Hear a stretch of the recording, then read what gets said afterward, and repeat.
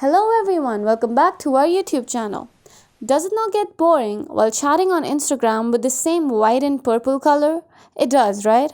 So if you have to change the theme or the colors, here's the video for you. Today's topic is how to change the theme colors in Instagram direct messages. If you're interested in the video, be with us till the end. For the time being, let's get started.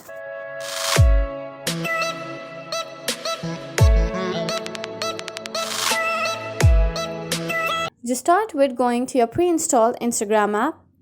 As you open the app, just go directly to the direct Instagram messages.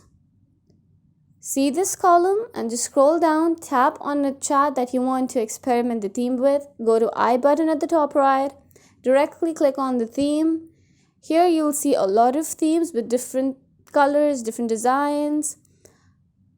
There are a lot of themes, so you just I'll just put it Billie Eilish Happier Than Ever. Just tap on it and voila, you're done. Go back, see your chat box, it has changed. You can do this with any chat, whatever you like, whenever you like. Thank you for watching the video till the end.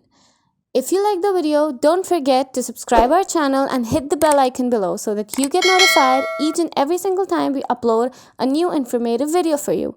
Thank you.